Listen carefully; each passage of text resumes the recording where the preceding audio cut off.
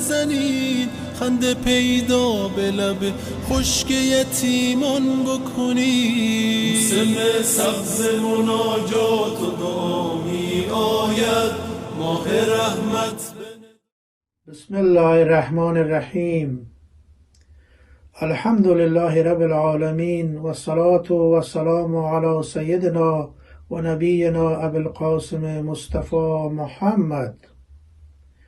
شهر رمضان الذی انزل فیه القرآن.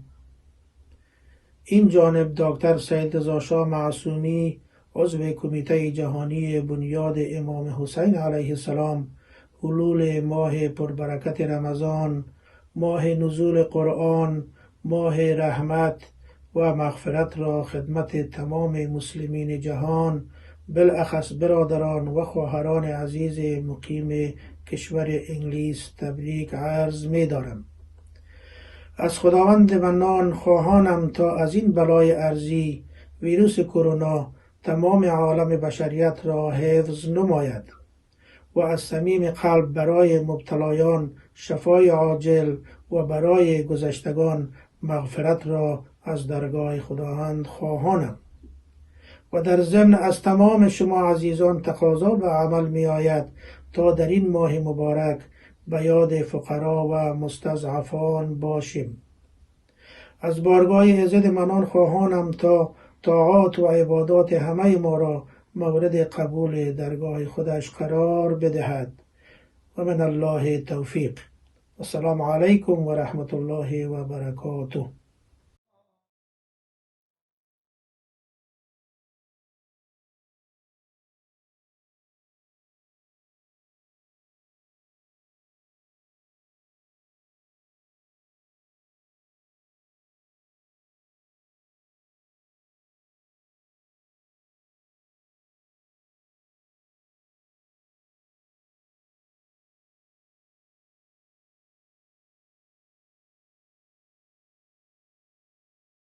بسم الله الرحمن الرحیم. الحمد لله رب العالمین. الحمد لله الذي جعلنا من المتمسکین بولایت مولانا امیر المؤمنین علی بن ابی طالب علیه السلام. با عرض سلام و ادب و احترام خدمت یکایک عزیزان و روزداران، حلول ماه رمضان را تبریک عرض می کنم. انشاءالله که در این ماه پرفیض و پرخیر و برکت کمال استفاده را از این سفره الهی ببریم. بنده نصرالله سلطانی هستم از مرکز بنیاد امام حسین علیه السلام در واتفورد کشور انگلستان. چند حزبی از قرآن رو در این ماه مبارک رمضان مهمان سفره های شما هستم، انشاءالله که مورد قبول درگاه حضرت حق تعالی واقع گردد. اعوذ بالله من الشیطان الرجیم. بسم الله الرحمن الرحیم. تلك الرسل فضلنا بعضهم على بعض منهم من كلم الله ورفع بعضهم درجات وآتينا عيسى ابن مريم البينات وأيدناه بروح القدس ولو شاء الله ما اقتتل الذين من بعدهم من بعد ما جاءتهم البينات ولكن اختلفوا فمنهم من آمن ومنهم من كفر ولو شاء الله ما اقتتلوا ولكن الله يفعل ما يريد. يا أيها الذين آمنوا أنفقوا مما رزقناكم من قبل أن يأتي يوم لا بيع فيه ولا خلة ولا شفاعة والكافرون هم الظالمون. الله لا إله إلا هو الحي القيوم لا تأخذه سنة ولا نوم، له ما في السماوات وما في الأرض، من ذا الذي يشفع عنده إلا بإذنه، يعلم ما بين أيديهم وما خلفهم، ولا يحيطون بشيء من علمه إلا بما شاء، وسع كرسيه السماوات والأرض، ولا يؤوده حفظهما وهو العلي العظيم. لا إكراه في الدين، قد تبين الرشد من الغي، فمن يكفر بالطاغوت ويؤمن بالله فقد استمسك بالعروة الوثقى لا انفسام لها، والله سميع عليم. الله ولي الذين آمنوا يخرجهم من الظلمات إلى النور، والذين كفروا أولياؤهم الطاغوت يخرجونهم من النور إلى الظلمات، أولئك أصحاب النار هم فيها خالدون. ألم تر إلى الذي حاج إبراهيم في ربه أن آتاه الله الملك، إذ قال إبراهيم ربي الذي يحيي ويميت، قال أنا أحيي وأميت، قال إبراهيم فإن الله يأتي بالشمس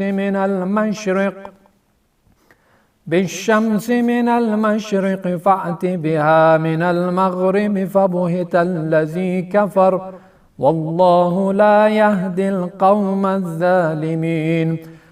أو كالذي مر على قرية وهي خاوية على عروشها، قال أنى يحيي هذه الله بعد موتها، فأماته الله 100 عام ثم بعثه، قال كم لبثت؟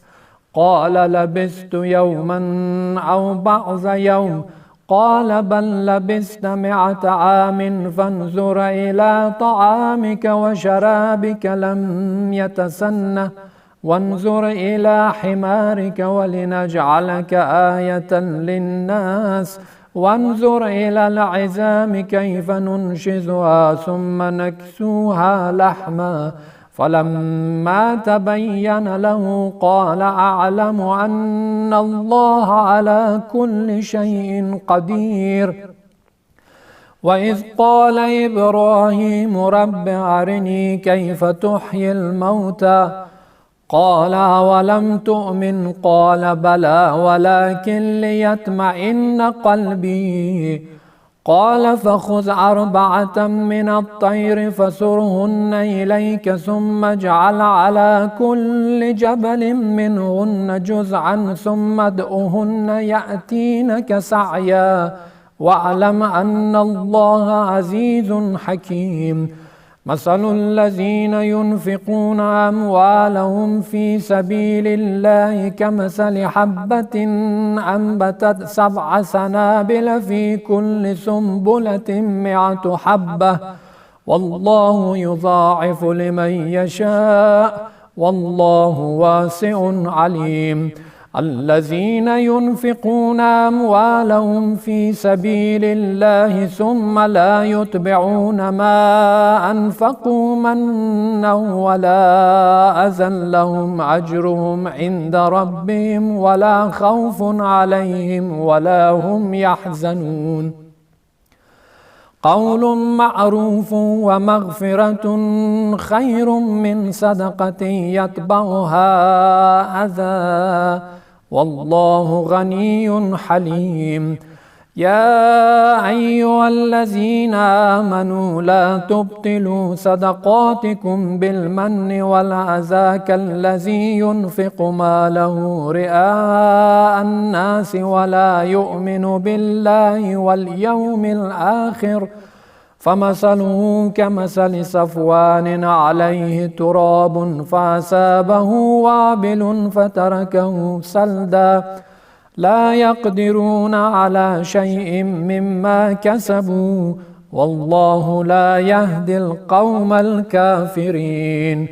ومثل الذين ينفقون أموالهم ابتغاء مرضات الله وتثبيتا من أنفسهم كمثل جنة بربوة أصابها وابل فآتت أكلها ضعفين فإن لم يصبها وابل فطل والله بما تعملون بصير.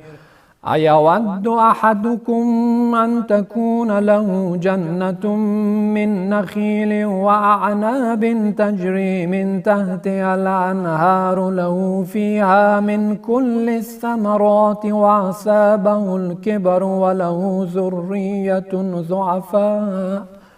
ذرية ضعفاء فأصابها إعصار فيه نار فاحترقت كذلك يبين الله لكم الآيات لعلكم تتفكرون.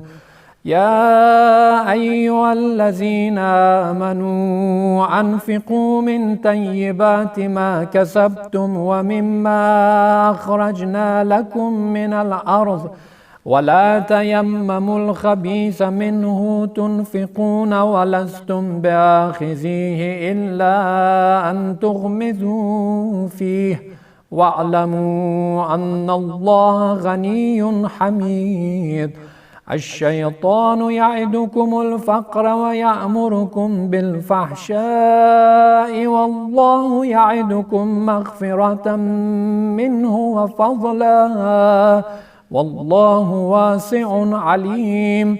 يؤتي الحكمة من يشاء ومن يؤت الحكمة فقد أوتي خيرا كثيرا وما يذكر إلا أولو الألباب. وما أنفقتم من نفقة أو نذرتم من نذر فإن الله يعلمه وما للظالمين من أنصار. إن تبدوا الصدقات فنعما هي وإن تخفوها وتؤتوها الفقراء فهو خير لكم ويكفر عنكم من سيئاتكم والله بما تعملون خبير. صدق الله العلي العظيم وصدق الرسول النبي الأمين الكريم ونحن على ذلك من الشاهدين والشاكرين والحمد لله رب العالمين.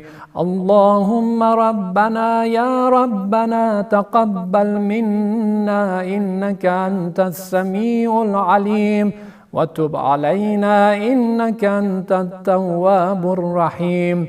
واعف عنا يا كريم واغفر لنا وأمواتنا واشف مرضانا يا رحيم برحمتك يا أرحم الراحمين. ماه رحمت به ندای دل ما می آید مژده بادا که به تن روح.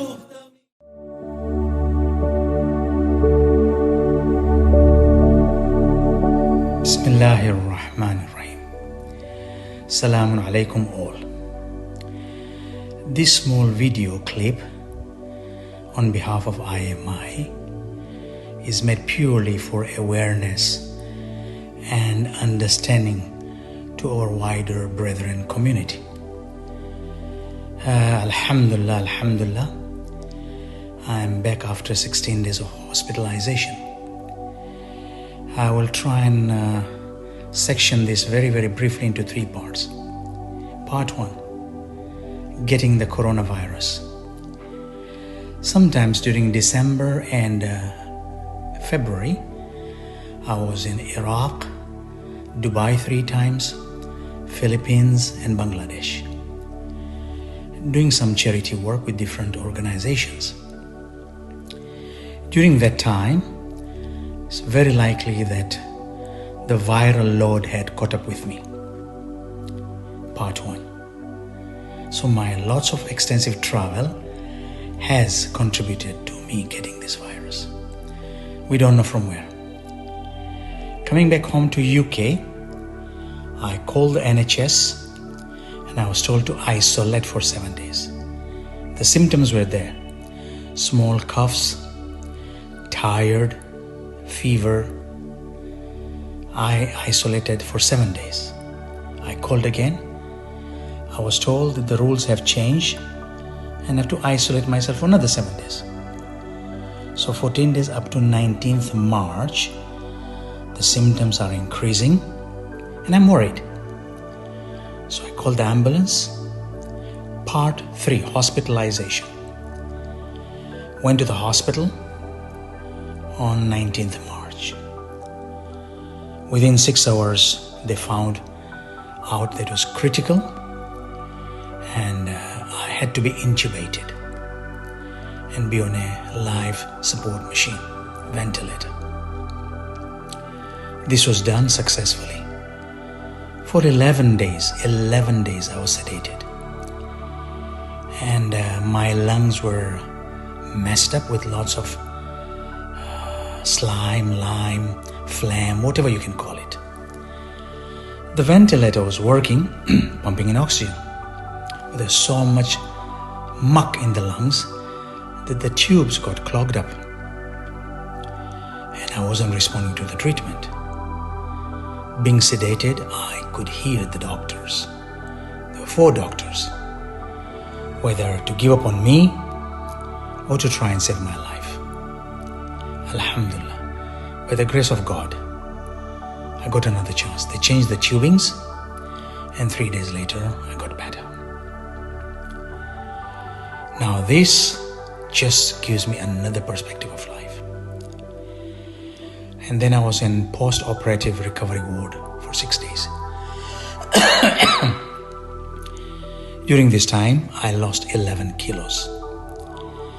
And post-operative recovery, I was barely walking. I'd forgotten how to walk. It just shows how serious this virus is. How it can not only dehumanize but incapacitate a person. With Allah's mercy and with all your du'as and maybe one good amal I might have done, that I got the second chance. Finally, it's a bit emotional. 18 days I was thirsty. They would never give me water with all the pipes and all the things. Finally, when I got some water, it went into my lungs and I coughed and vomited. And I just remembered Imam Hussein. Wallah, I said to Imam, if I come back out alive, I'm a man with a mission. I will continue serving the orphans, the widows, the needy, the deserving, the oppressed. And surely whenever I drink or feed water to anybody, we're under the banner of Imam Hussein. Finally, I thank IMI for giving me this opportunity. My humble request, please don't take this lightly. Follow the guidance, whatever the government says. Social distancing, common sense, washing hands, using masks.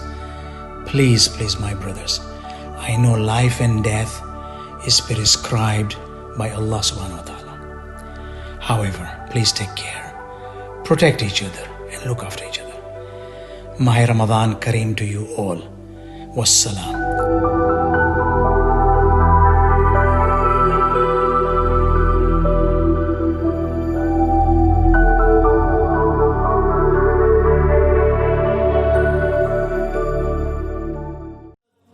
رحمت به ندای دل ما می آید مژده بادا که به تن روح بسم الله الرحمن الرحیم یا علی یا عظیم يا غفور يا رحيم. أنت الرب العظيم الذي ليس كمثله شيء، وهو السميع البصير. وهذا شهر عظمته وكرمته وشرفته وفضلته على الشهور، وهو الشهر الذي فرضت صيامه علي، وهو شهر رمضان الذي أنزلت فيه القرآن هدى للناس وبينات من الهدى والفرقان، وجعلت فيه ليلة القدر وجعلتها خيرا من 1000 شهر. فيا ذا المن ولا يمن عليك، من علي بفكاك رقبتي من النار، في من تمن علي، وادخلني الجنة برحمتك يا أرحم الراحمين.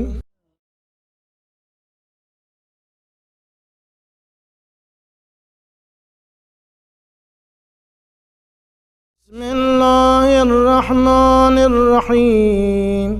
اللهم ادخل على أهل القبور والسرور، اللهم أغني كل فقير، اللهم أشبع كل جائع، اللهم اكسو كل عريان، اللهم اقض دين كل مدين، اللهم فرج عن كل مكروه، اللهم رد كل غريب، اللهم فك كل أسير،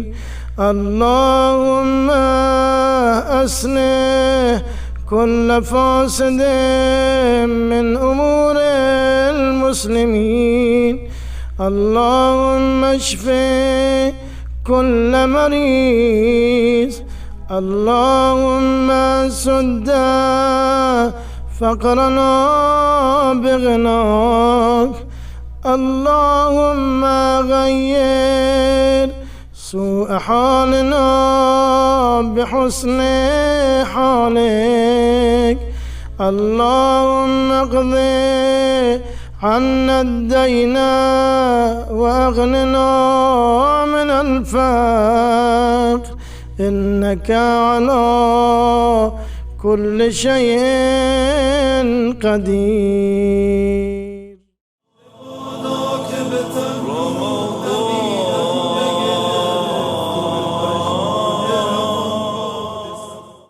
أعوذ بالله من الشيطان الرجيم. بسم الله الرحمن الرحيم. وصلى الله على سيدنا Muhammad wa alihi الطيبين الطاهرين. Respected brothers and sisters, Assalamu alaikum wa rahmatullahi wa barakatuh. We're continuing our discussion around the concept of dua, supplication. This month is the month of dua, it's the month of supplicating. It's the month of establishing that relationship, that connection with God the Almighty. And the reason we do that is that the closer we get to God, the closer we are, the more we communicate with Him, the more relationship we have with Him. Given that He is the absolute source of perfection, He is the absolute perfect, the closer I am to Him, the closer and the more I communicate, I interact, I establish this relationship, i.e. I supplicate, I also benefit from those characteristics of perfection more. And that is the idea. If Allah subhanahu wa ta'ala is Ar-Rahman, if He's Ar-Rahim, if He is the most merciful, if He is the most wise, if He is the most knowledgeable, if He is the most forgiving, if He is the most kind, loving, if He is the most just, then this human being on his journey towards God, his journey towards perfection, he also needs to embody and manifest these characteristics of perfection within himself based on the ability that he has and the limitations that he has. What do I mean by that? I mean that Allah subhanahu wa ta'ala is Ar-Rahman Ar-Rahim. He is the most merciful. I also need to become merciful. Of course, my mercy is going to be limited, whilst Allah subhanahu wa ta'ala's mercy is infinite. And number two, the mercy that I have is given to me by Allah subhanahu wa ta'ala. Is bil arad, whilst the characteristic of Allah subhanahu wa ta'ala is essential to Him, the dhati. Therefore, is a big difference. However, me as a human being seeking perfection, seeking closeness to God the Almighty, I need to one by one manifest and embody these characteristics. I also need to become merciful. I need to become generous. I need to become forgiving. I need to become wise, so on and so forth. And this is our journey. And the holy month of Ramadan is the best opportunity to utilize, to make use of it. Because maybe if we take one step in this month, it equals hundreds of steps in other months. So, we've been speaking about the concept of dua, which enables us to grow. The last couple of sessions, we spoke about the meaning of dua, the significance of dua, the reality and the purpose of dua. And in the previous session, we started discussing verse 186 of Surah Al-Baqarah, in which Allah subhanahu wa ta'ala says, وَإِذَا سَأَلَكَ عِبَادِي عَنِّي فَإِنِّي قَرِيبٌ أُجِيبُ دَعْوَةَ الدَّاعِ إِذَا دَعَانِ فَلْيَسْتَجِيبُوا لِي وَلْيُؤْمِنُوا بِي لَعَلَّهُمْ يَرْشُدُونَ. We mentioned two main points about it, and inshallah we'll continue now. The first point, we said that Allah subhanahu wa ta'ala uses 7 different forms of individual and singular when it comes to referring to Himself. Ibadi, anni, fa'inni, ujibu, I answer, my servant, in singular. Which we said that shows that absolute closeness, love, mercy and affection of Allah subhanahu wa ta'ala. Number 2, fa'inni qareebun. So if you call me, I am close to you. Qurb, we spoke about the concept of closeness. What does it mean that Allah is close? We spoke about what it does not mean and what it means very briefly. So we are continuing. فَإِنِّي قَرِيبٌ, I am close. What do I do? أُجِيبُ دَعْوَةَ الدَّاعِ, I answer. Ujib from jawab, jawab answering. Jawab, what the linguists say, the meaning of jawab is cutting something, making something into small pieces or breaking something. And jawab is referred to as jawab. Why? Because when there is sukut, when there is silence, that silence is broken by me giving an answer. So jawab, that is what it means. And when we say Allah subhanahu wa ta'ala ujibu da'wat ad-da'i, it is not the case that we say something and then Allah hears it and then He responds back. No. As you know, Allah subhanahu wa ta'ala, before even us uttering anything, He knows it. So it is not a consequential answering. the calling of the human being is accompanied with the answering of Allah subhanahu wa ta'ala. إِنَّهُ سَمِيعٌ قَرِيبٌ. He is very close. He's all hearing. He's all hearing. So what happens? What does he do? أُجِيبُ دَعْوَةَ الدَّاعِ إِذَا دَعَانِ. I answer that call when I am called. We also read another verse, Surah Ghafir, verse number 6. I believe it was maybe 2 sessions ago. We said that وَقَالَ رَبُّكُمْ أُدْعُونِي أَسْتَجِبْ لَكُمْ.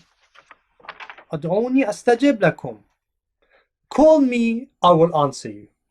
أَسْتَجِبْ لَكُمْ. I will answer you. Here we say أُجِيبُ دَعْوَةَ الدَّاعِ.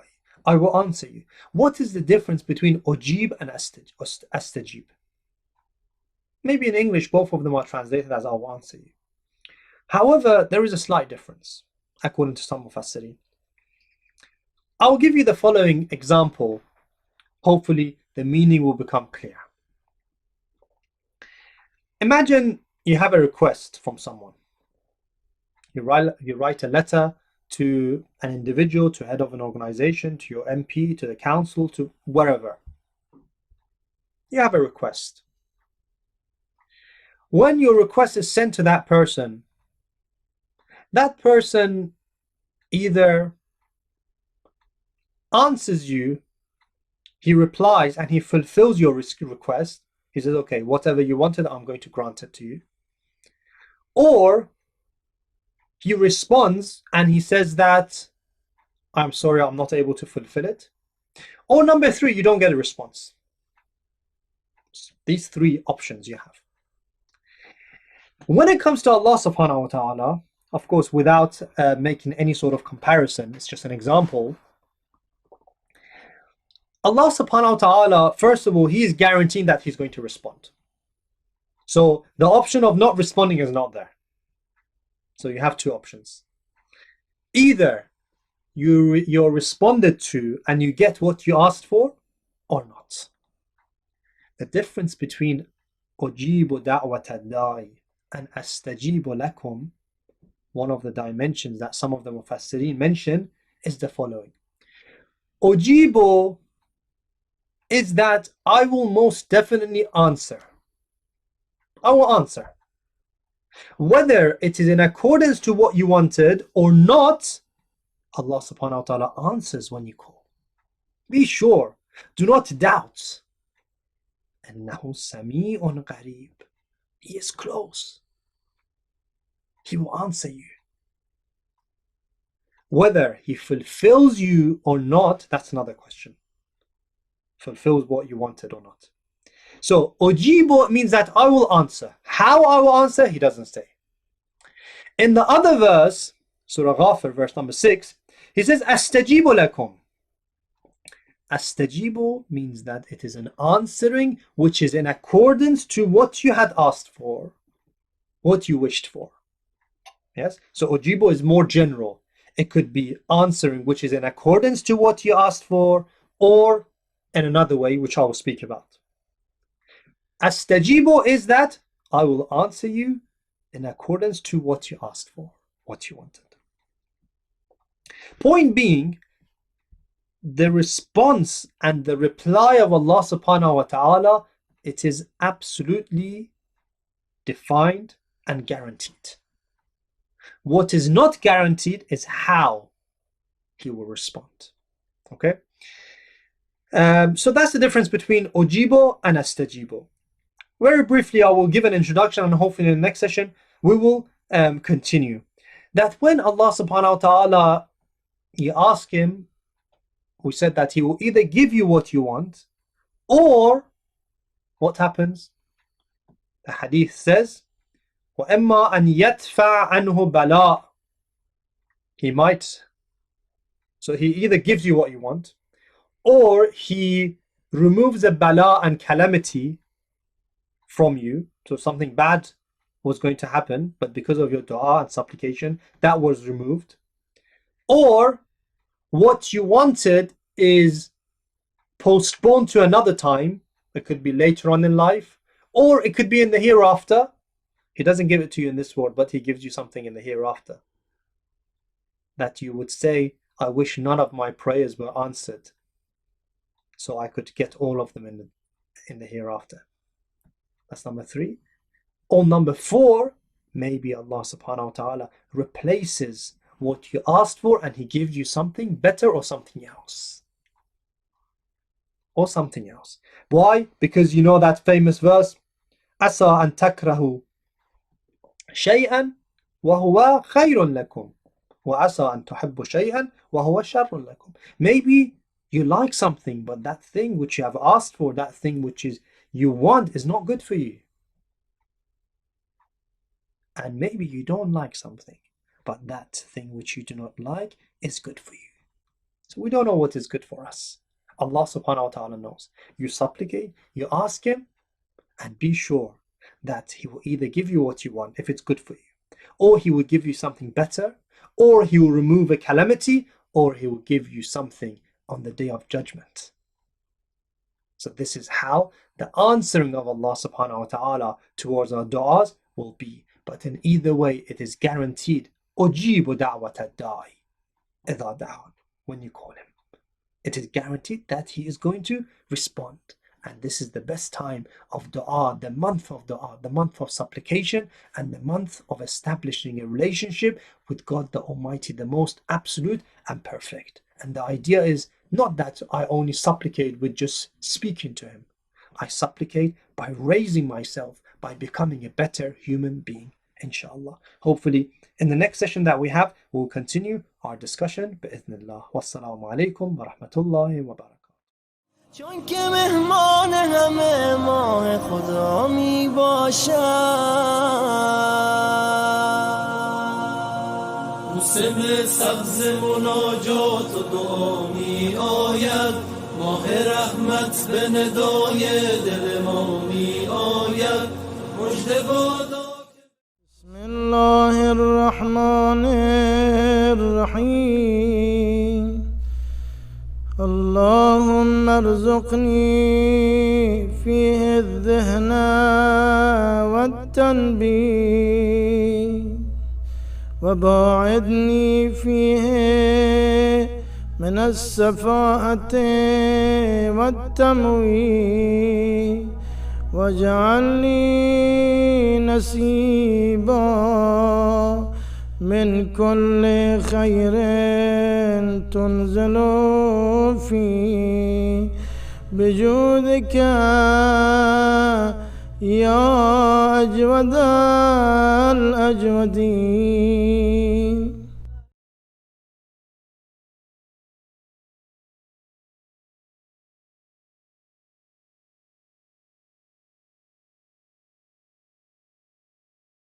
أعوذ بالله من الشيطان الرجيم. بسم الله الرحمن الرحيم. الحمد لله رب العالمين بارئ الخلائق أجمعين والصلاة والسلام على سيدنا ونبينا أبي القاسم محمد ولعنة الله على أعدائهم من الآن إلى قيام يوم الدين. قال الصادق عليه السلام. یعنی رسیدیم امروز به دومین گنجینه از گنجینه های امام صادق علیه السلام. امام علیه السلام می فرماید طلبت العافیه. بعضی ها دلشان می خواهد عافیت داشته باشد و می آیند سوال می کنند که چگونه ما عافیت داشته باشیم و چه کار کنیم که عافیت داشته باشیم. عافیت یعنی چی؟ یعنی معاف شویم.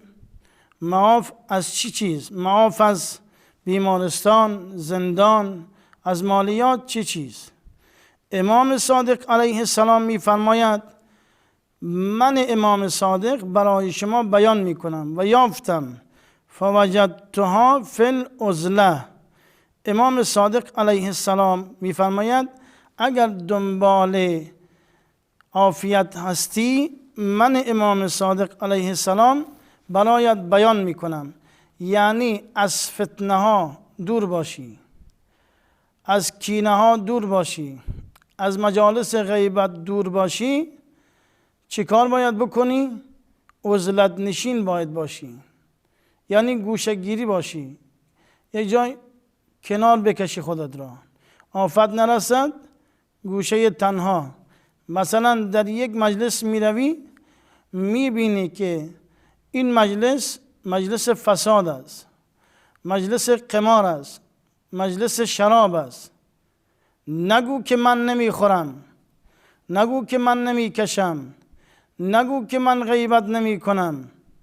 امام صادق علیه السلام حجت خدا در یکی از روزها، در یکی از مجالس هایی که حکام دعوتش کرده بود، وقتی امام وارد اون مجلس می شود، ناگهان فردی آب طلب می کند. اون فرد را برایش چی میارن؟ شراب میاره. وقتی این شخص مزه می کند، میگه این که آب نیست، این که شراب است. میگه فرق نمی کند. امام علیه السلام اون مجلس را ترک می کند. چرا؟ فرمودن در جایی که فعل حرام باشد، عمل حرام باشد، در اونجا خدا حاکم نیست، نظر خدا در اونجا نیست، بلکه نظر شیطان است. یا اینکه در یک مجلس می روی قمار میزنن، تو نگو که من قمار نمیزنم. میبینی تمام این افراد قمار میزند، تو در جمع اونها هستی، در کنار اونها هستی، نگو که من قمار نمیزنم، شاهد قمار زدن اونها هستی. خود این عمل قمار حرام است. انما الخمر والمیسر والازلام رجس من عمل الشیطان فاجتنبوه. یعنی این شراب، قمار، اینها از اعمال شیطان است، تو باید دوری کنی. وقتی میبینی که برادر مسلمانت، برادر دینیت قمار میزند، تو در اونجا نباید بنشینی. اول اگر جای امر به معروف وجود دارد، یعنی اگر امر به معروف ممکن است، تو میتوانی امر به معروف کنی و اون امر به معروفش جناب عالی اثر دارد، حتما اونجا باید امر به معروف باید بکنی. امر به معروفی که اثر داشته باشد. اگر میفهمی که اثر ندارد، مجلس را ترک کن. حضرت میفرماید فوجدتها فی العزله، یعنی من این بهشت را و این عافیت را یافتم در عزلت. یعنی انسان باید گوشه‌گیری کند، نباید با افراد لاابالی رفت و آمد کند، با لاابالی رفیق شود، با انسانهای بی خود لا مذهب و بی دین نباید رفیق باشد، برای اینکه عمل اونها، اثر کارهای اونها بر روح جسم انسان اثر می کند. می بینی در یک مجلس غیبت می کنن، تو نباید در اون مجلس بنشینی. اگر می توانی اونجا نصیحت کن اونها را. می دانی که غیبت چیست؟ الغیبت اشد من الزنا، الغیبت اشد من القتل. اینها غیبت کردن بالاتر از زناست، بالاتر از قتل است. ما به این معنا نیست که حالا شخص اگر غیبت کند برود دنبال زنا، نه، خدای باری تعالی زنا را حرام می‌داند، کشتن را حرام می‌داند، جزء گناهان کبیره حساب می‌کند. لذا فکر نکنید که اگر ما این عمل را نهی کردیم در مقابلش یک مثال آوردیم اون عمل خوبه. نه، تمامی گناهان کبیره را خدا حرام می‌داند. اگر شما برادران و خواهران مطالعه کرده باشید داستانهای را، اگر شما برادران توجه کرده باشید بعضی بزرگان به یک جاهای رسیدن، علت رسیدن اونها چیست که به این مقامات میرسد، ببینید دلیلش را پیدا کنید، علتش را پیدا کنید که این برادر عین تو چشم دارد، عین جناب عالی گوش دارد، دماغ دارد، صورت دارد، مو دارد، هیکل دارد، اما ببینید اون شخص به یک جاهای بسیار عظیم و عجیب میرسد که اگر به خورشید دستور بدهد، به ابر دستور بدهد، به ماه دستور بدهد، به اون مقامات میرسد که اشاره کند ماشین ها استاده می شود. اینها کیانن؟ اینها کسانی که از مجالس گناه، از مجالس لهو و لعب دوری کردن. غیبت برادر مسلمانش را نکرده، غیبت برادر دینیش را نکرده. میبینی که در یک مجلس یک برادرت را مسخره میکنن، تو نباید با اون شخص هم دست و هم پیمان شوی، هم کاسه شوی، برادر مؤمنت را مسخره کنی. در یک روایتی خدمت شما عرض کنم که دیدم خدا خیلی از گناهان را میبخشد، اما گناه مسخره کردن مردم را نمیبخشد. گناه مسخره کردن مردم را نمیبخشد. چرا؟ تو اون شخص را، شخصیت حقیقی او را خورد کردی و حقوقی او را خورد کردی، از بین بردی، در حقیقت او را کوچک کردی، او را شکستی، آبرویش را بردی. لذا برادر ارجمند، خواهران محترمه، سعی کنید در این عالم زندگی میکنید. این عالم بسیار عالمی است عجیب و غریب. این دنیا ارزش ندارد. تا می توانید از مجالس گناه، از مجالس لهو و لعب دوری کنید. اونهایی که به این مقامات میرسن، یک آقایی است در شهر مقدس قم زندگی میکند به نام سید اصفهانی حفظه الله. این فرد استخاره های عجیبی میگیرد. میگوید آقا شما از کجا به این مقام رسیدین که استخاره هایتون استخاره های عجیب و غریبی است؟ اول نمیگفت، بعد دوستان و رفقا اصرار کرد. یکی از بزرگان اصرار کرده بود که شما از کجا به این مقام رسیدید. ایشون در جواب این عالم بزرگ، در جواب این خطیب بزرگ گفته بود برادر ارجمند، سید اولاد پیغمبر، میدانی خدا چرا این عنایت ویژه را در حق من کرد؟ از اون جایی بود که در 2 مجلس غیبت حضور پیدا کردم، یعنی در 2 مجلس حاضر شدم که در اون مجلس غیبت برادر مؤمن میشد. این 2 مجلس را به هم زدم، به هم ریختم. مبادا غیبت برادر مسلمان شود، مبادا غیبت برادر دینی تو شود. میدانید که پیغمبر خدا در یک مجلس حاضر شد، حضرت فرمودن بوی تعفن میاد. یا رسول الله بوی چی؟ تعفن. بوی گوشت مرده به مشامم میرسد. یا رسول الله اینجا کسی نمرده است. فرمودن آیا شما غیبت برادر دینیتون را کردید؟ یعنی شما گوشت برادر مؤمنتون را خوردید؟ نه یا رسول الله. فرمودن چون غیبت کردید، چون پشت سر او حرف زدید، گویا که گوشت او را کنده اید و خورده اید. به این معناست که خیلی مسائل غیبت در اسلام منع شده است. لذا برادران و خواهران تا می توانید سعی کنید که در این مجلس ها شرکت نکنید و نمی کنید انشاءالله، و از این مجالس ها دوری کنید. امام علیه السلام می فرماید شما می خواهید عافیت روحی داشته باشید، عافیت جسمی داشته باشید، عافیت خانوادگی داشته باشید، عافیت مالی داشته باشید، عافیت این که اولاد شما سالم باشد، از بعض مجالس ها باید دوری کنید، از بعض افرادها باید دوری کنید. خداوند انشاءالله شما برادران و خواهران را از جمیع بلاها حفظ بفرماید.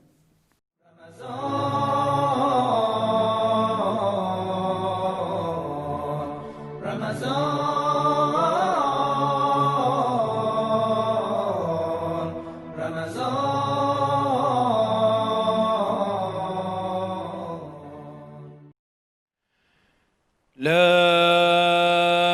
إله إلا الله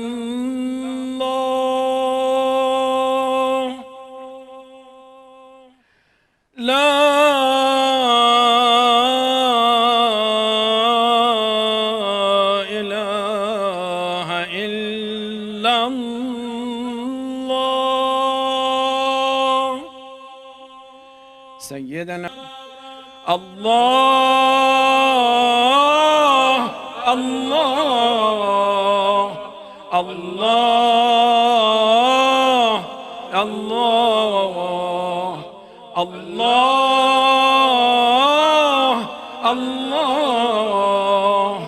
الله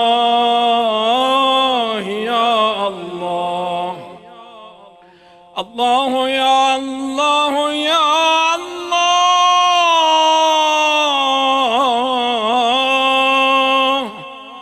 ربنا إننا سمعنا مناديا إنك لا تخلف الميعاد الله الله الله الله الله الله الله يا الله ربنا لا تؤاخذنا إن نسينا أو أخطأنا ربنا الله الله الله الله الله الله الله يا الله يا فاطر السماوات والأرض يا فاطر السماوات والأرض يا فاطر السماوات والأرض أنت ولي في الدنيا والآخرة توفني مسلما والحقني بالصالحين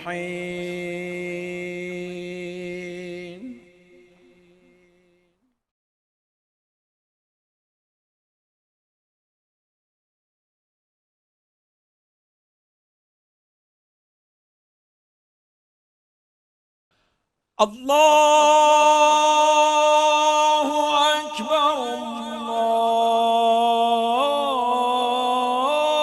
الله أكبر الله أكبر الله أكبر أشهد أن لا إله إلا الله أشهد أن لا إله إلا الله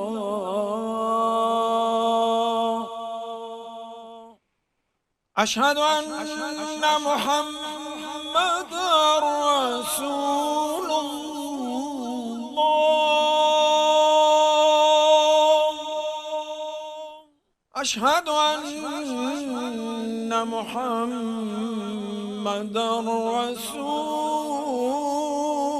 رسول الله أشهد أن أمير المؤمنين وإمام المتقين عليا ولي الله أشهد أن أمير المؤمنين وإمام المتقين عليا حجة الله حي على الصلاة حي على الصلاة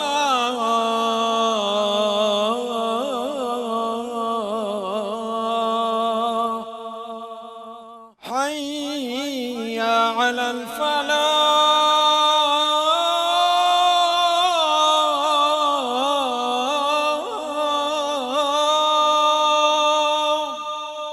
حي على الفلاح حي على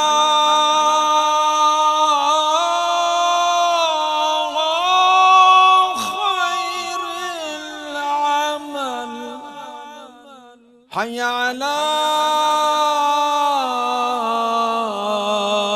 خير العمل الله أكبر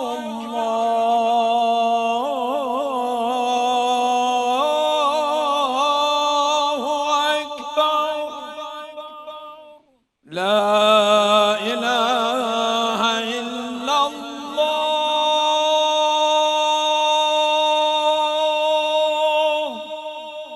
لا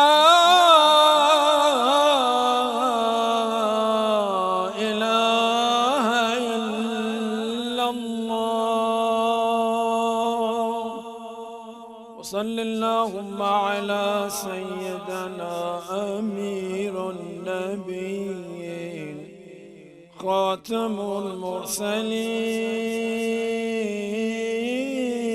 المرسلين أبا القاسم المصطفى محمد وآله الطيبين الطاهرين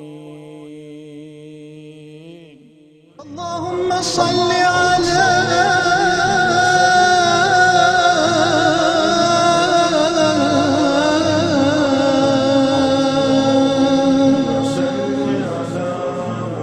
محمد وآل محمد اللهم صل على محمد وآل محمد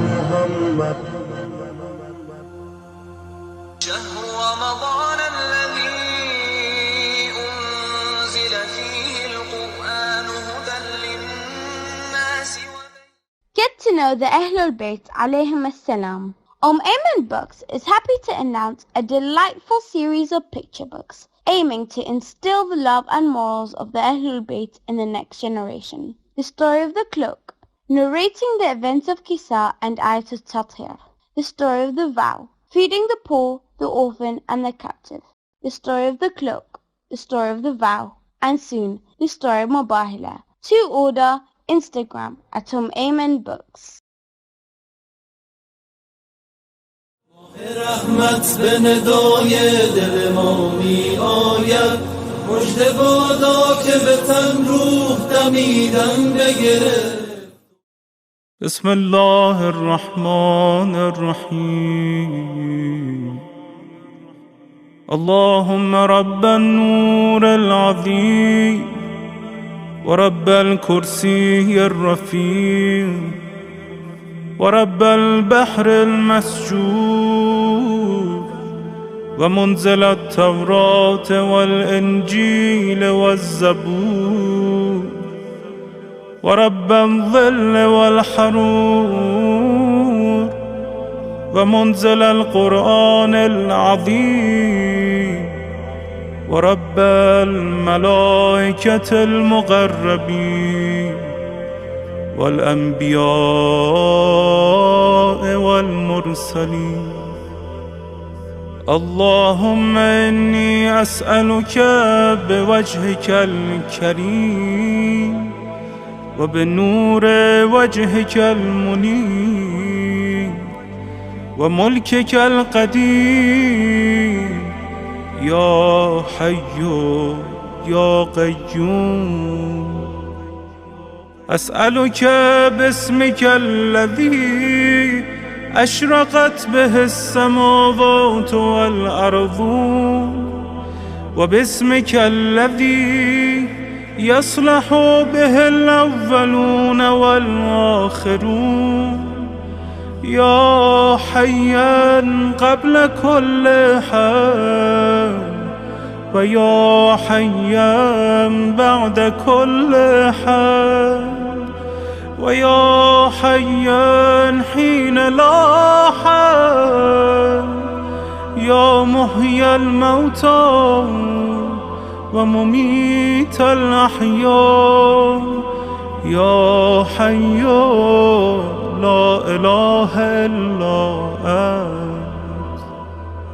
اللهم بلغ مولانا الإمام الهادي المهدي القائم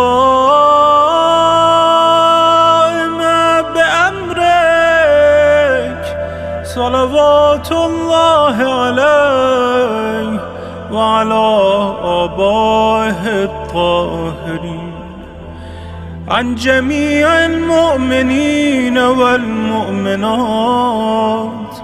في مشارق الأرض ومغاربها، سهلها وجبلها وبرها وبحرها، وعني وعن والدي من الصلوات زنة عرش الله ومداد كلماته وما أحصاه علمه وأحاط به كتابه.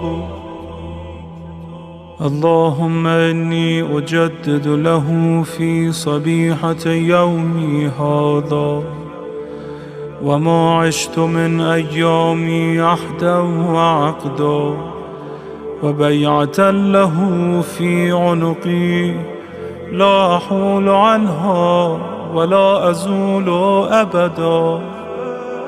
اللهم اجعلني من أنصاره وأعوانه والذابين عنه والمصارعين إليهم في قضاء حوائجه والممتثلين لأوامره والمحامين عنه والسابقين إلى إرادته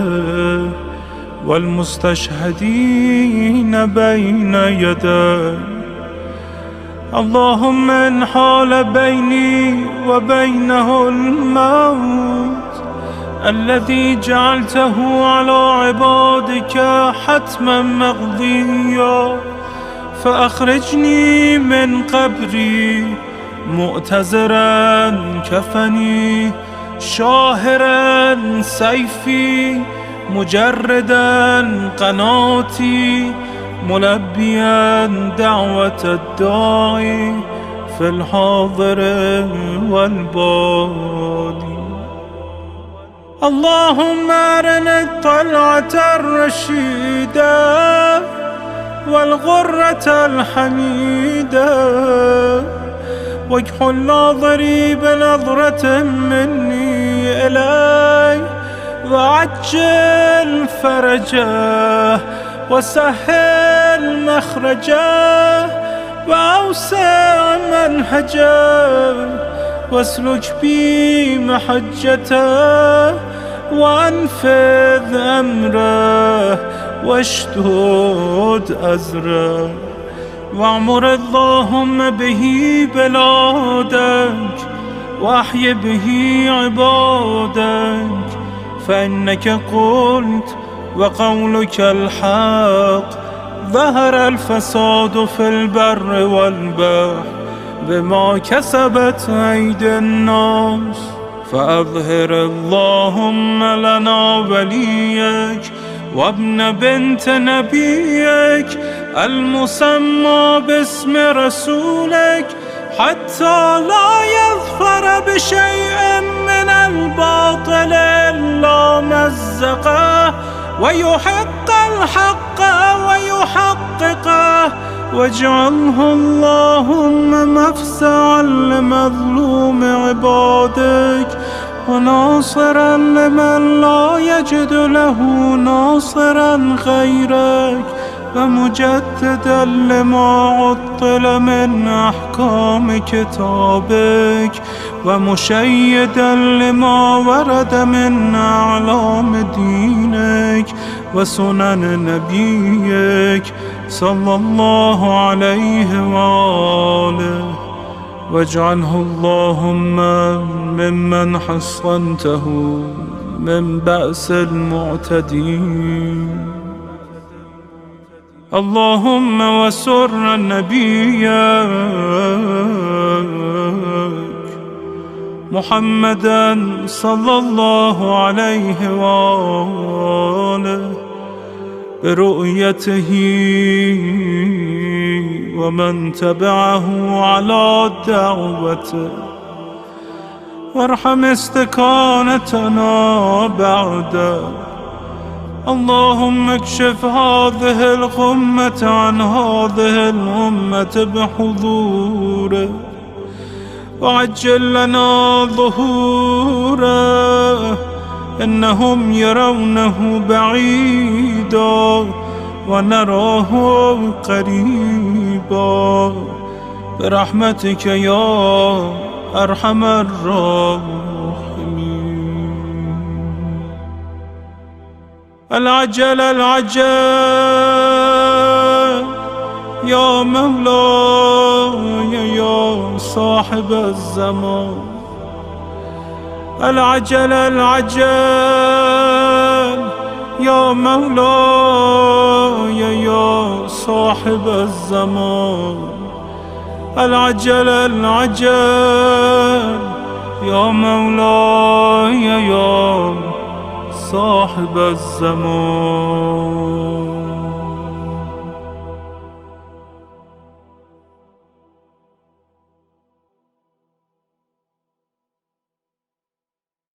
درس بخونن.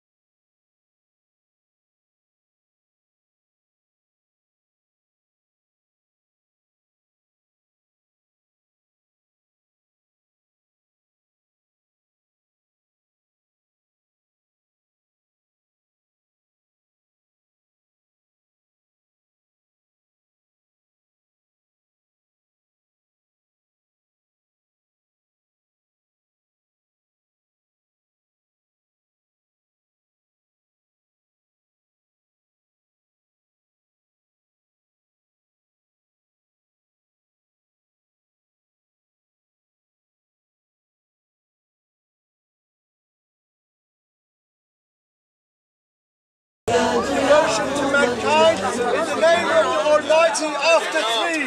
1, 2, 3. اللهم صل على محمد وآله وزدني بهم يا ربي نورا.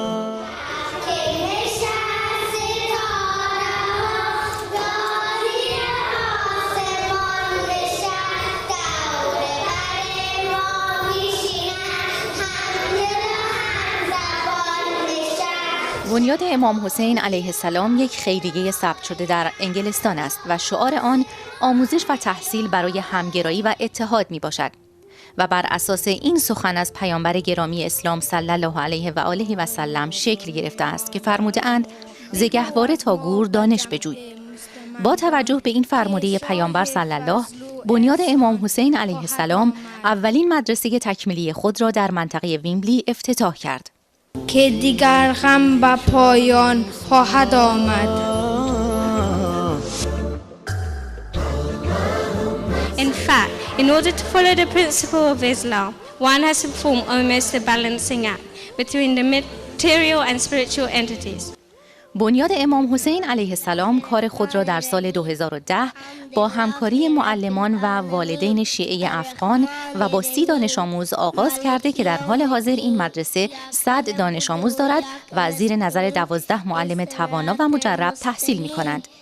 در این مدرسه رشته‌های زبان فارسی، آموزش قرآن، احکام، اخلاق اسلامی و زبان انگلیسی تدریس می شود.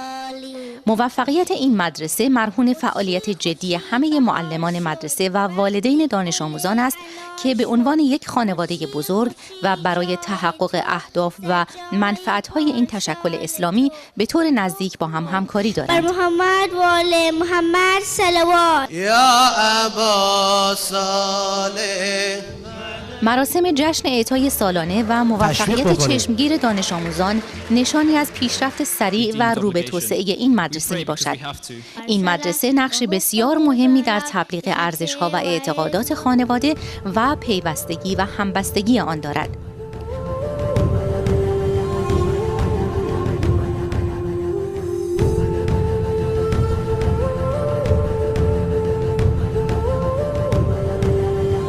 با خرید اولین مرکز اسلامی شیعه افغان و از طریق بنیاد امام حسین علیه السلام در فوریه سال 2017 سنگ بنایی برای تلاش‌های آتی تشکل شیعیان افغان برای همگرایی با جامعه انگلیس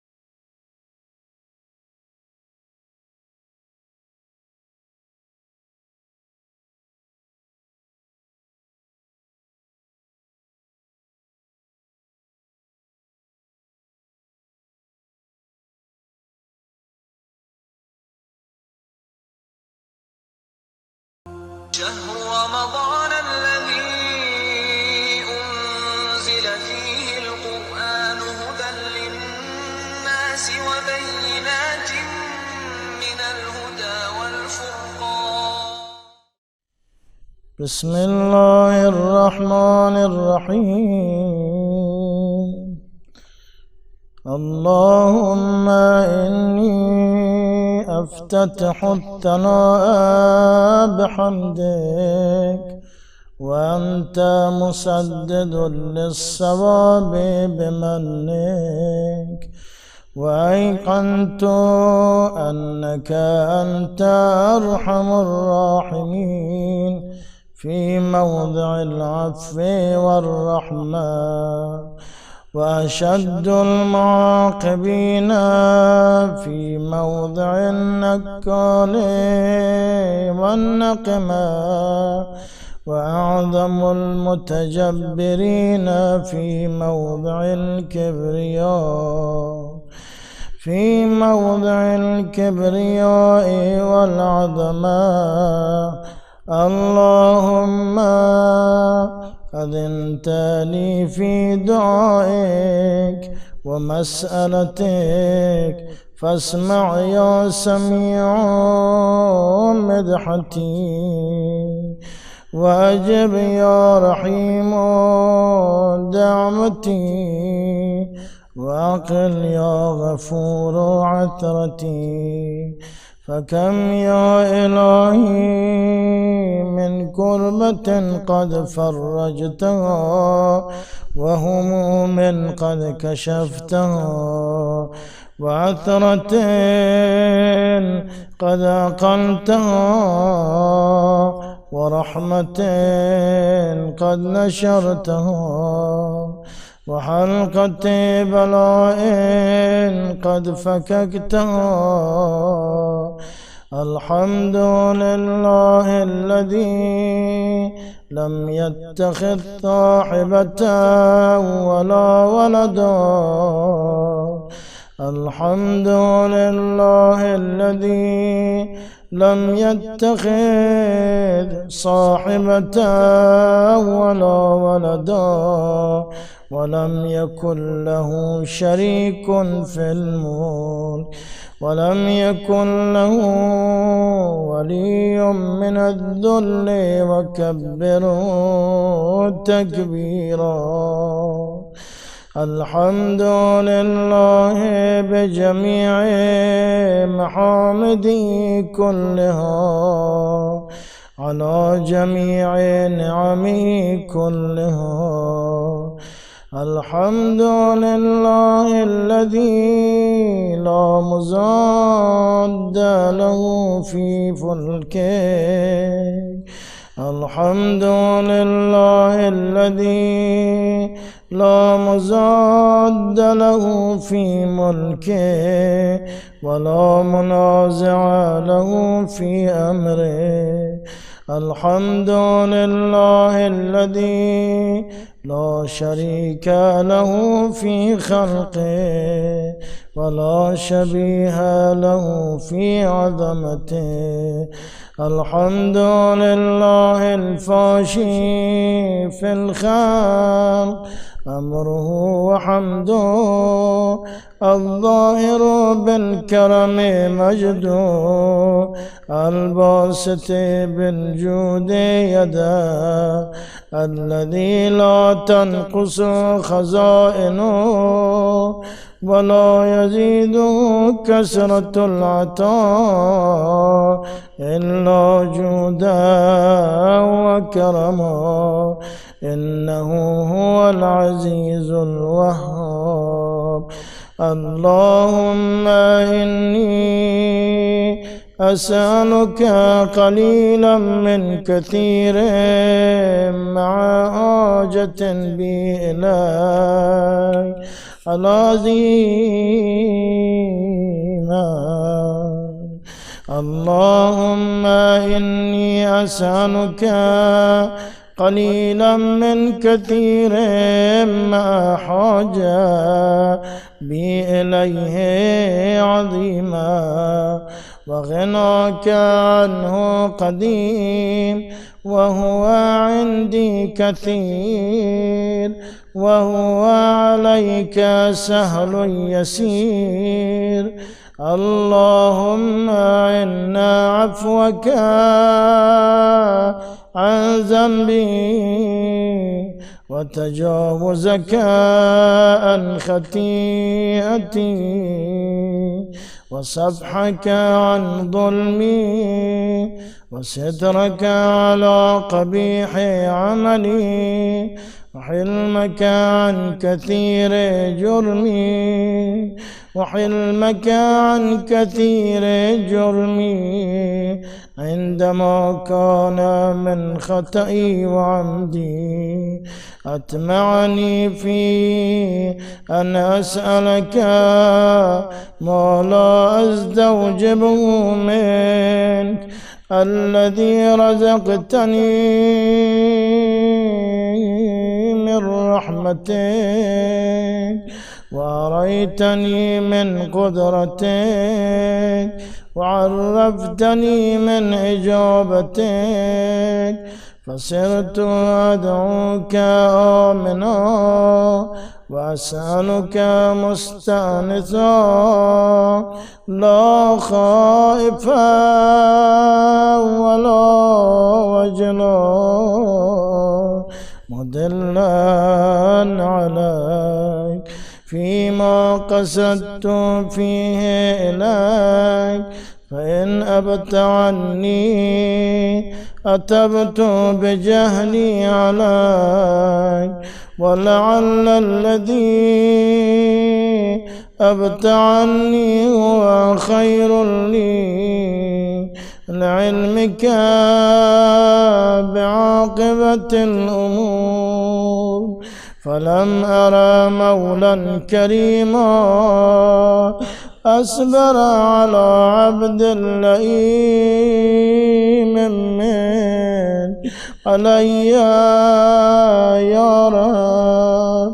إنك تدعوني فأولي عنك وتتحبب إلي فأتبغز إليك وتتودد إلي فلا أقبل منك كأن لي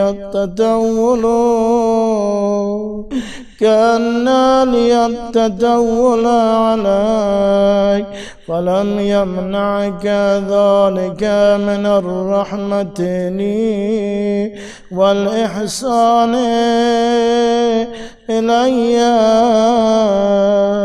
والتفضل علي بجودك وكرمك فارحم عبدك الجائر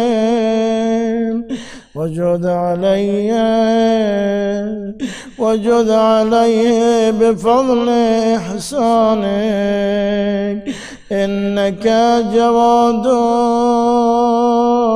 كريم.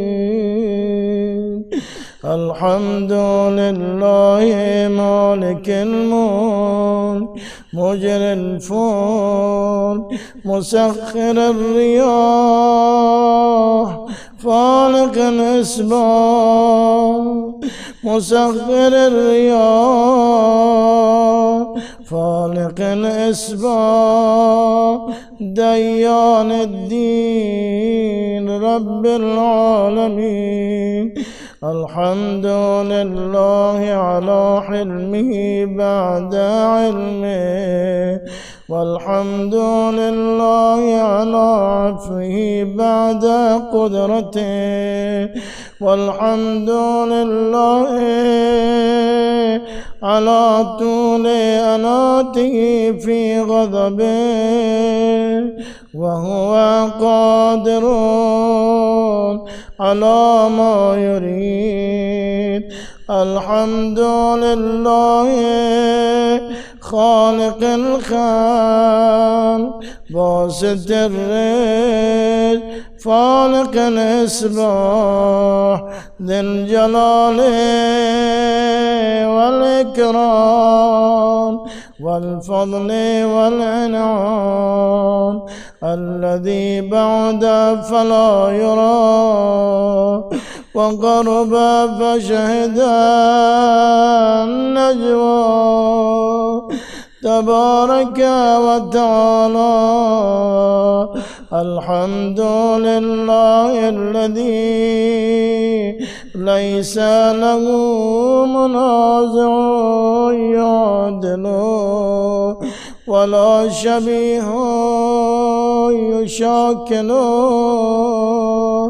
ولا ظهير يعضده قهر بعزته الأعزاء وتواضع لعظمته العظماء فبلغ بقدرته ما يشاء. الحمد لله الذي يجيبني حين أنادي ويستر علي كل عورة وأنا أعصي ويعظم النعمة علي فلا أجازي. فكم من موهبة هنيئة فكم من موهبة هنيئة قد أعطاني وعظيمة مخوفة قد كفاني وبهجة مونقة قد أراني فأثني عليه حامدا فأثني عليه حامدا وأذكره مسبحا. الحمد لله الذي لا يهتك حجابه ولا يغلق بابه ولا يرد السائل ولا يخيب آمل. الحمد لله الذي يؤمن الخائفين وينجي الصالحين ويرفع المستضعفين ويدع المستكبرين ويهلك ملوكا ويستخلف آخرين. والحمد لله قاسم الجبارين مبير الظالمين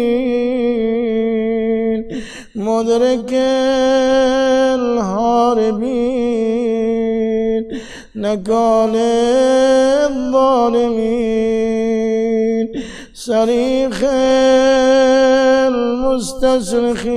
المستصرخين موضع حاجات الطالبين معتمد المؤمنين.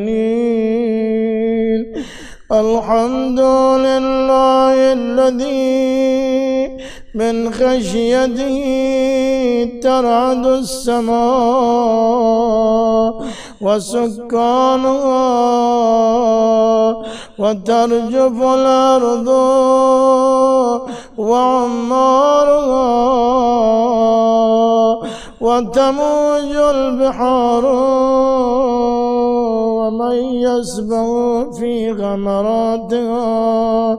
الحمد لله الذي هدانا لهذا وما كنا لنهتدي لولا أن هدانا الله. الحمد لله الذي يخلق ولم يخلق ويرزق ولا يرزق ويطعم ولا يطعم ويميت الأحياء ويحيي الموتى وهو حي لا يموت بيده الخير وهو على كل شيء قدير. اللهم صل على محمد عبدك ورسولك وأمينك وصفيك وحبيبك وخيرتك من خلقك وحافظ سرك ومبلغ رسالاتك أفضل وأحسن وأجمل وأكمل وأزكى وأنمى وأطيب وأطهر وأسنى وأكثر ما صليت وباركت وترحمت وتحنن وسلمت على أحد من أولياء من عبادك وأنبيائك ورسلك وصفوتك وأهل الكرامة عليك وأهل الكرامة عليك من خلقك. اللهم وصل على علي أمير المؤمنين ووصي رسول رب العالمين عبدك ووليك وأخي رسولك وحجتك على خلقك وآيتك الكبرى والنبأ العظيم وصل على الصديقة الطاهرة وفاطمة سيدة نساء العالمين وصل على سبتي الرحمة وإمامي الهدى الحسن والحسين سيدي شباب أهل الجنة وصل على أئمة المسلمين علي بن الحسين ومحمد بن علي وجعفر بن محمد وموسى بن جعفر وعلي بن موسى ومحمد بن علي وعلي بن محمد والحسن بن علي والخلف المهادي المهدي حججك على عبادك وأمنائك في بلادك صلاة كثيرة دائمة اللهم وصل على ولي أمرك القائم المؤمل والعدل المنتظر وحفه بملائكتك المقربين وأيده بروح القدس يا رب العالمين اللهم اجعله الداعية إلى كتابك والقائم بدينك استغلبه في الأرض كما استخلفت الذين من قبله مكن له دينه الذي ارتضيته له أبدله من بعد خوفه أمنا يعبدك لا يشرك بك شيئا اللهم أعزه وأعزز به وانصره وانتصر به وانصره نصرا عزيزا وافتح له فتحا يسيرا واجعل له من لدنك سلطانا نصيرا اللهم أظهر به دينك وسنة نبيك حتى لا يستخفي بشيء من الحق مخافة أحد من الخلق اللهم إنا نرغب إليك في دولة كريمة تعز بها الإسلام وأهله وتذل بها النفاق وأهله وتجعلنا فيها من الدعاة إلى طاعتك والقادة إلى سبيلك وترزقنا بها كرامة الدنيا والآخرة اللهم ما عرفتنا من الحق فعمرنا وما قصرنا عنه فبلغنا اللهم المؤمن به شهدنا واشعب به صدرنا وارتق به فدقنا وكثر به قلتنا وأعزز به ذلتنا وأغن به عائلنا واقض به عن مغرمنا واجبر به فقرنا وسد به خلتنا ويسر به عسرنا وبيض به وجوهنا وفك به أسرنا وأنجه به طلبتنا وأنجز به مواعيدنا واستجب به دعوتنا وأعطنا به سؤلنا وبلغنا به من الدنيا والآخرة آمالنا وأعطنا به فوق رغبتنا يا خير المسؤولين وأوسع المعطين اشف به صدورنا واذهب به غيظ قلوبنا واهدنا به لما اختلف فيه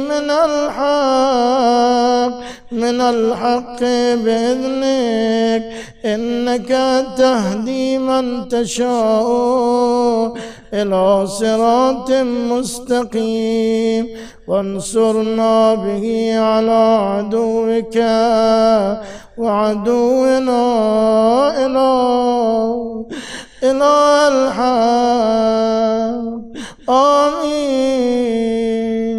اللهم إنا نشكو إليك فقد نبينا صلواتك عليه وغيبة ولينا وكثرة عدونا وقلة عددنا وشدة الفتن بنا وتظاهر الزمان علينا فصل على محمد وآله وأعنا على ذلك بفتح منك تعجل وبضر تكشف ونسر تعز وسلطان حق تظهر ورحمة منك تجللنا ورحمة منك تجللنا وعافية منك تلبسنا برحمتك يا أرحم الراحمين. بادا که به تن روح دمیدن بگرفت تو به پژمرده روان باد صبا می آید. بسم الله الرحمن الرحيم لا حول ولا قوة إلا بالله العلي العظيم الحمد لله رب العالمين وصلى الله على سيدنا محمد وآله الطيبين الطاهرين لا سيما بقية الله في الأرضين عجل الله تعالى فرجه الشريف. اللهم أخرجني من ظلمات الوهم وأكرمني بنور الفهم. اللهم افتح علينا أبواب رحمتك وانشر علينا خزائن علومك برحمتك يا أرحم الراحمين.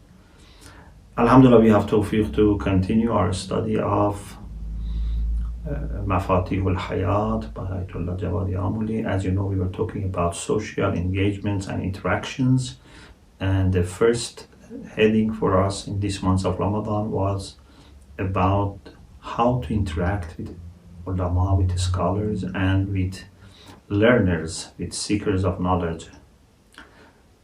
So we talked already about some aspects of this discussion. The next issue is about the reward for sitting with ulama.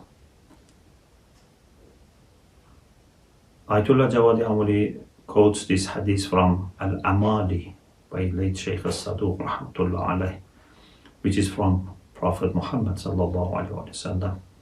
ما من مؤمن يقعد ساعة عند العالم إلا ناداه ربه عز وجل جلست إلى حبيبي. There is no believer who sits a sa'a. Sa'a means nowadays hour, but in the past meant a portion of time, for a while. There is no believer who sits for some time near an alim, scholar, unless Allah the Almighty would call him. Jalasta ila habibi. You have sat next to my beloved. وعزتي وجلالي لأسكننك الجنة معه ولا أبالي. By my dignity and glory, I am going to let you settle in heaven with him, and I don't care about.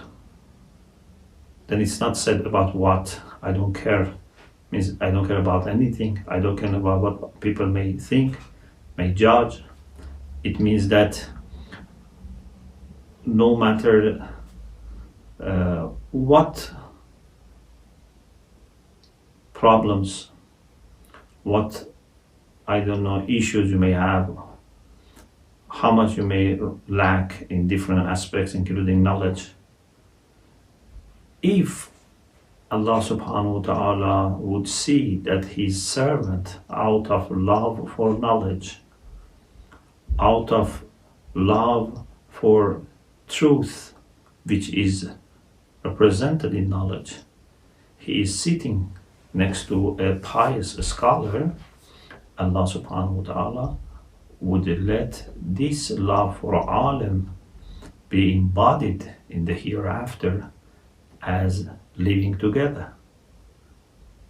So this is a very encouraging hadith that gives us hope and bishara. Of course, this doesn't mean that they would be equal in rank. It doesn't mean that every person who does this, no matter what the level of taqwa and commitment he or she has, would reach this point. This means that this by itself is a great way of improvement and upliftment.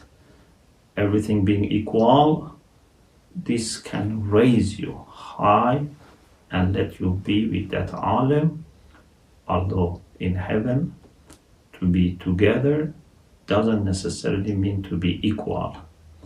Inshallah, there will be occasions that mu'mineen would meet the Prophet, the Imams.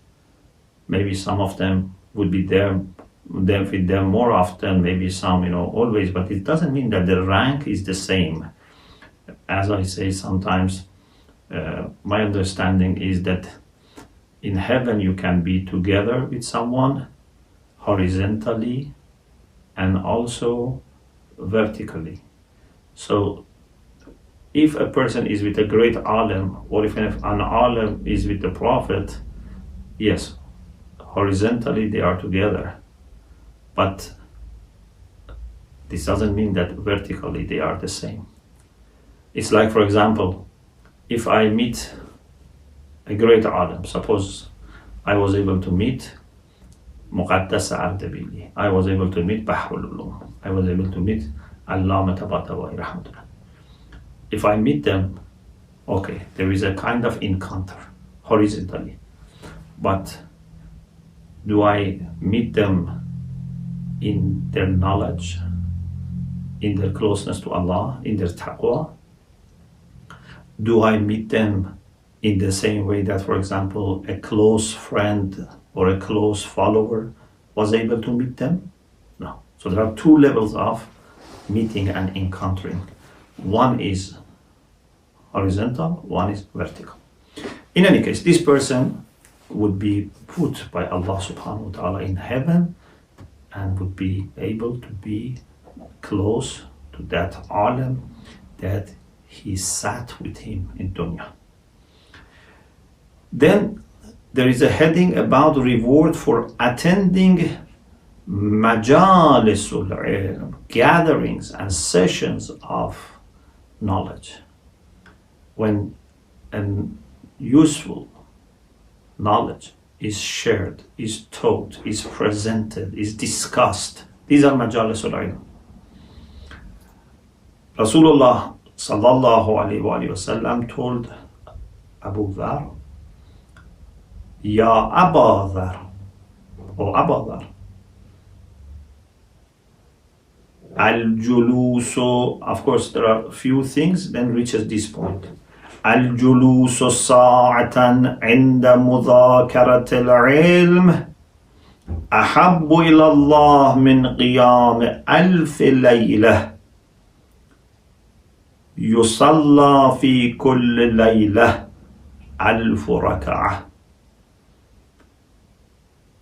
To sit for a while, for an hour, or as I said, sa'at doesn't necessarily mean 60 minutes, but a portion of time. To sit for a while for a scientific discussion is more loved by Allah subhanahu wa ta'ala than standing for tahajjud in the night and saying 1,000 rak'ah for 1,000 nights. Do you see the difference? One of the best acts of worship after wajibat is Salatul Layl. Salatul Layl is very important. And many scholars have said without Salatul Layl, it's almost impossible to reach very high levels of spirituality and closeness to Allah. Salatul Layl is very important. But if it is a matter of Salatul Layl or a matter of clarifying some issues that you don't know or you don't understand properly, or to add to your knowledge, to sit with other mu'mineen who are seeking knowledge and learn, they are not the same. Of course, if an alim does Salatul Layl, if seekers of knowledge after or before their learning they do Salatul Layl, then that's great. That's marvelous. So, al-julusu sa'atan inda mudhakarat al-ilm ahabbu ila Allah min qiyam alf laylah is better than Salatul Layl for 1,000 night. Yusalla fi kulli layla alf rak'ah, and in every night to say 1,000 rak'ah. Then Rasulullah continued, Ya Aba Dhar, wal julusu sa'atan inda mudhakarat al-ilm khayrun laka min ibadati sanatin siyamun naharuha wa qiyamun layluha. O Aba Dhar, sitting for some while for scientific discussion is better for you than worshipping 1 year when you fast every day and you stand for tahajjud every night. Imagine, instead of fasting months of Ramadan, you fast all the year except 2 days which are haram. You fast all the days of the year. and every night you do tahajjud. It's great, but still it's not as great as sitting with sincerity, with openness of the heart and mind to discuss and learn.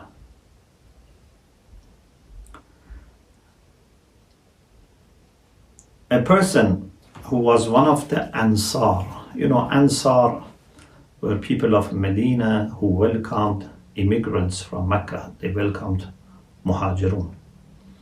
So he went to Rasulullah. Please listen very carefully to this beautiful hadith. All these hadiths are really beautiful and can change our life. جاء رجل من الأنصار إلى النبي صلى الله عليه وآله وسلم. One of the Ansar went to the Prophet. فقال يا رسول الله. He said, O Messenger of God, إذا حضرت جنازة أو حضر مجلس عالم. If two things happen at the same time, someone has died and there is funeral, we have to attend his funeral, to take him to the graveyard to say prayer over his body and bury him. But the other option is أو حضر مجلس عالم. It's the time that an alim has a majlis, has a gathering, he's teaching, he's speaking. أيهما أحب إليك أن أشهد. Which of them you prefer, you love more that I attend? Do you prefer that I attend Majlis al-Ilm, Majlis al-Alim, the gathering that an alim is teaching, or I attend the funeral? فقال رسول الله صلى الله عليه وآله وسلم. Rasulullah said, إن كان للجنازة من يتبعها ويدفنها فإن حضور مجلس العالم أفضل من حضور 1000 جنازة ومن عيادة 1000 مريض ومن قيام 1000 ليلة ومن صيام 1000 يوم ومن 1000 درهم يتصدق بها على المساكين ومن 1000 حجة سوى الفريضة ومن 1000 غزوة سوى الواجب تغزوها في سبيل الله بمالك ونفسك. Rasulullah said, if there are people who can take care of this janazah, because it's wajib kifai, we are all responsible to properly handle a dead body, washing, putting proper shrud, burying, salatul mayyit, all of them are wajib kifai. If there are people who can take care of this, and you don't have personal obligation, then of course it is better to attend Majlis al-Alim. Rasulullah says, إن كان للجنازة من يتبعها ويدفنها. If for that dead person's procession and funeral there are people who can attend the funeral and who can bury that person, then attending the gathering of alim is better, but not just better than one funeral, better than attending 1000 funeral and visiting 1000 ill person. Inshallah, we'll talk about visiting ill people, and it's a great act. And better than doing tahajjud 1000 nights and fasting 1000 day and giving as sadaqah, as alms, 1,000 dirham for the sake of Allah to the poor people, and doing 1,000 hajj apart from hajj wajib, hajj mustahab, and 1,000 ghazwa, means 1,000 times attending a battle for the sake of defending Muslim, defending the oppressed people, defending your country. Fi sabilillah, it has to be with pure intention, sincere intention.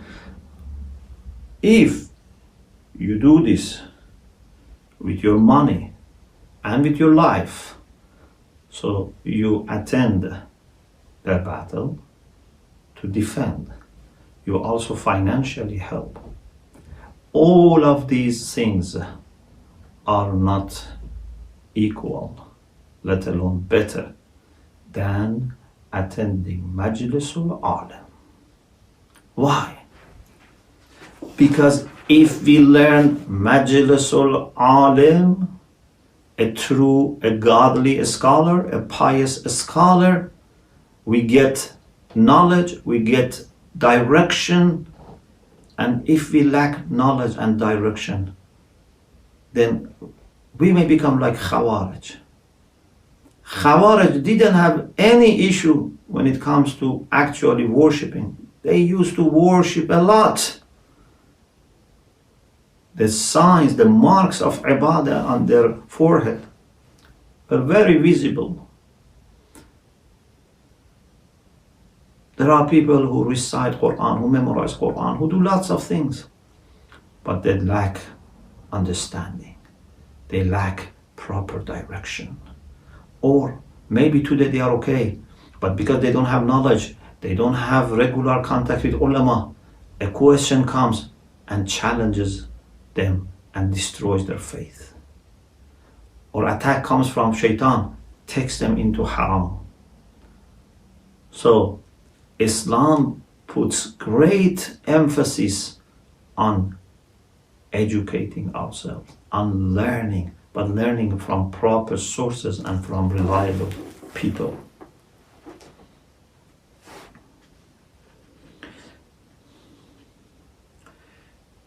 The next heading is about characteristics of the scholars that are true scholars, godly scholars. Because it's not a matter of certain amount or level of knowledge or having certain certificates or publications. These are not enough. Maybe even an atheist can master Islamic theology or Christian theology. They can even master Islamic spirituality. They can teach, they can write about it. Maybe a person who has no taqwa can give lectures on taqwa. For us, it's not just a matter of information. For us, it's a matter of formation and then education. Information is a little part of formation and education. And who can form and educate? The person who has himself been transformed. If you don't take your knowledge seriously and don't act upon it, you cannot have great impact on others. Maybe by chance, maybe someone doesn't know who you are and would listen.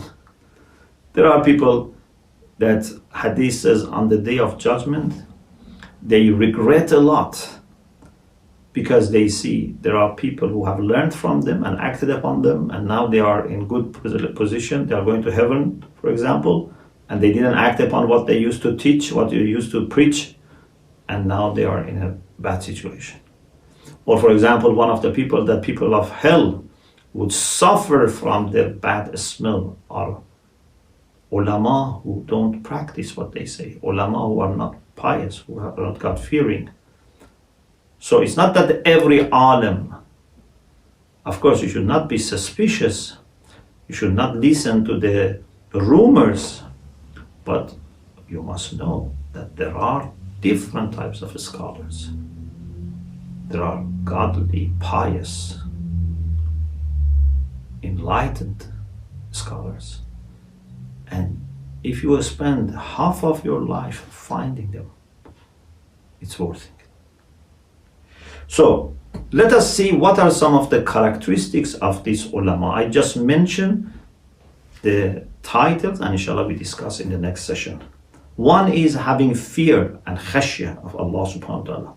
One is to deliver the message of Allah without fear. One is to be humble before the Quran. The other one is to be able to get engaged in whispering and praying and crying when they are alone with Allah subhanahu wa ta'ala. One is that they should be able to know themselves, to have ma'rifatun nafs, to know their time.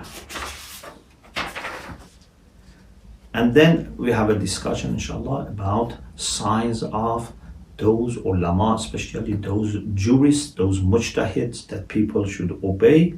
And then we'll talk about what would be the punishment and bad consequences for humiliating ulama, disregarding ulama, attacking ulama. Inshallah, we will continue this discussion next session. We pray to Allah subhanahu wa ta'ala to equip our community, every single member of our community, with knowledge, with wisdom, with insight, with a balanced approach to the questions of life. Wa akhiru da'wana and alhamdulillah rabbil alamin.